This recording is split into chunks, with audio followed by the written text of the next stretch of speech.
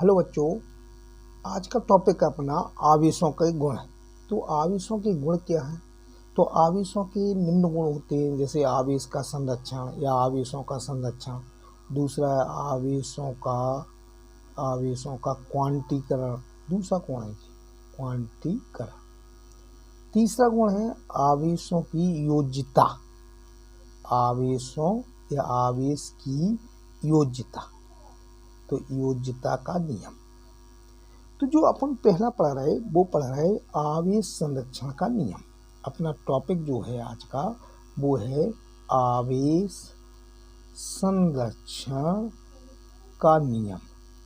तो आवेश संरक्षण का नियम क्या होता है बेटा, ये आपको समझना है अच्छी तरीके से। आवेश संरक्षण का जो नियम होता है वो ये होता है कि इस नियम के अनुसार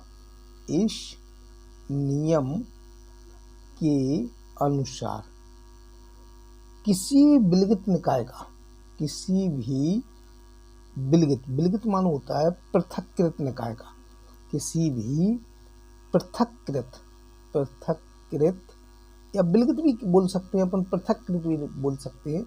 तो किसी भी माने आवेश संरक्षण का नियम ये है कि इस नियम के अनुसार किसी भी पृथक्कृत निकाय का, किसी भी पृथक्कृत निकाय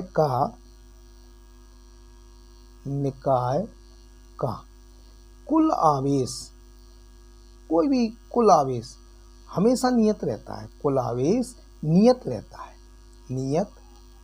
है। हम दूसरे शब्दों में ये भी बोल सकते हैं, दूसरे शब्दों में कि अथवा में एक डेफिनेशन और भी दे सकते हैं। अथवा में कि दूसरे शब्दों में ये कह सकते हैं कि इस नियम के अनुसार धनावेश तथा ऋणावेश, तो इस नियम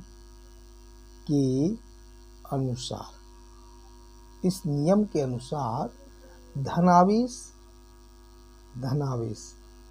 तथा ऋणावेश का कुल बीजी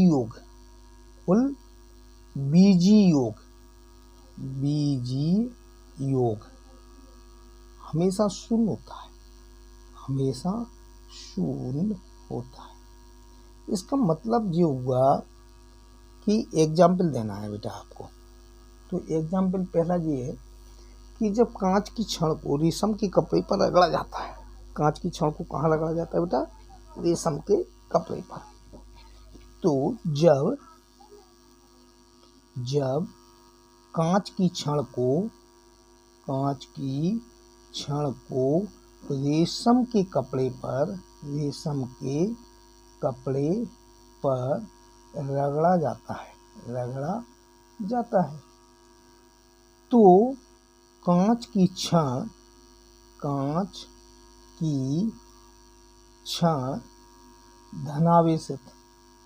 धनावेश आ जाता है, तो धन आवेशित, तथा रेशम का कपड़ा, जो रेशम का कपड़ा ऋण आवेशित हो जाता है बेटा। कांच की छड़ धनावेशित तथा रेशम का कपड़ा ऋण आवेशित हो जाता है। जांच करने पर पता चलता है। क्या पता चलता है बेटा? कि कांच की छड़ पर ये क्षण लिखी बेटा, क्षण पर जितना धनावेश आता है,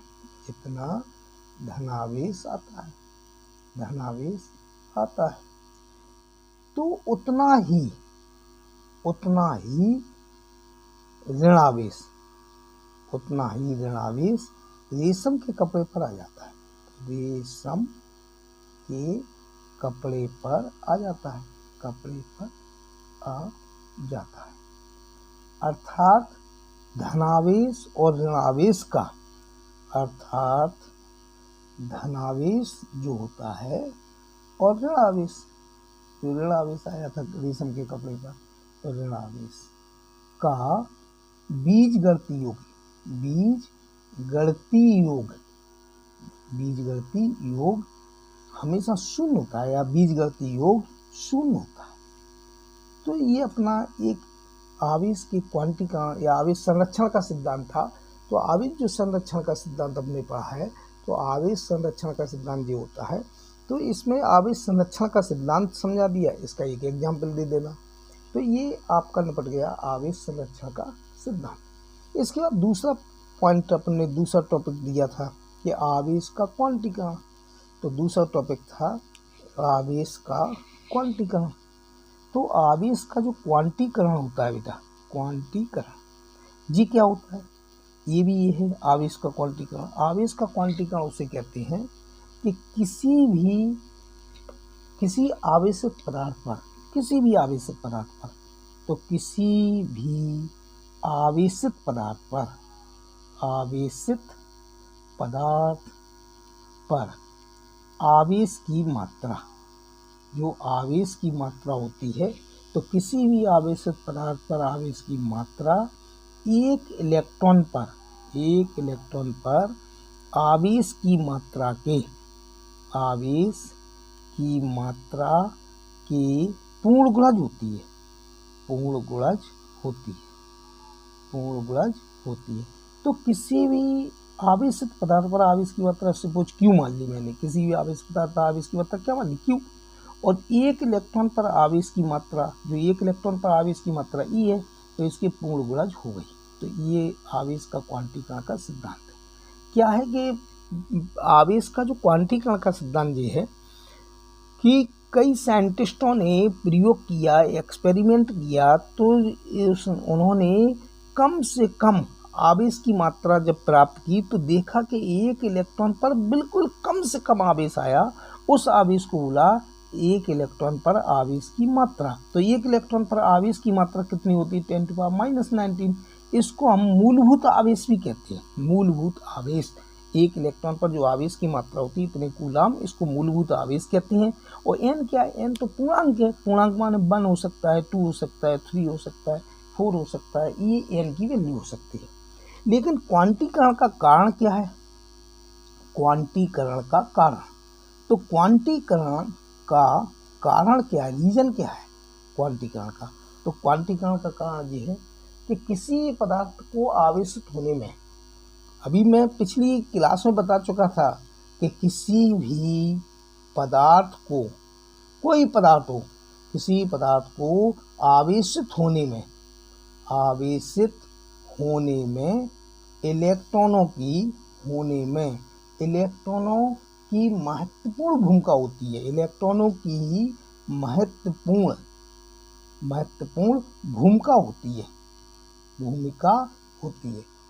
महत्वपूर्ण भूमिका होती है। अर्थात इलेक्ट्रॉनों का स्थानांतरण केवल पूर्ण गुणज में ही होता है। अर्थात इलेक्ट्रॉनों का स्थानांतरण, जो हम पिछली क्लास में लिख चुके हैं कि इलेक्ट्रॉनों का जो स्थानांतरण जो पूर्ण गुणज में ही होता है, स्थानांतरण केवल पूर्ण गुणज में ही होता है। इसलिए अपन क्या कहते हैं कि इलेक्ट्रॉन हमेशा पूर्ण गुणज में, किसी भी पदार्थ पर जो आवेश की मात्रा होती है वो एक इलेक्ट्रॉन पर आवेश की मात्रा के पूर्ण गुणज में ही होती है। इसके बाद तीसरा अपना था आवेशों की योज्यता का नियम। आवेशों की योज्यता, तो जी आवेशों की योज्यता का नियम क्या है, आवेशों की योज्यता किसे कहते हैं, या आवेशों की योज्यता का नियम क्या है। तो आवेशों की योज्यता का नियम ये है कि किसी पदार्थ पर कुल आवेश, उसके भिन्न भिन्न भागों में उपस्थित समस्त आवेशों, तो किसी भी पदार्थ पर कुल आवेश, जो कोई पदार्थ ले उस पर कुल आवेश, मान लो कैपिटल क्यू मान लो, ठीक है। तो किसी पदार्थ पर जो कुल आवेश होता है उसके भिन्न भिन्न भागों में उपस्थित, उसी पदार्थ के उसके भिन्न भिन्न भागों में उपस्थित, तो भिन्न भिन्न भागों में उपस्थित समस्त आवेशों का, जितने भी भिन्न भिन्न भागों में उपस्थित है, तो समस्त आवेशों आवेशों का बीजी योग, समस्त आवेशों का बीजी योग हमेशा बराबर होता है। हमेशा कैसा होता है बेटा?